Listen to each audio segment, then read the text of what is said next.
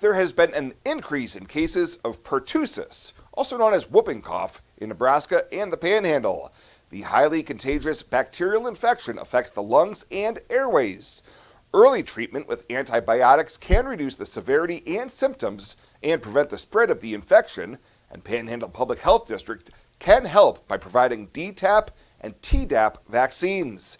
Walk-ins are welcome, or you can call their Scottsbluff office at 633-2866 to make an appointment.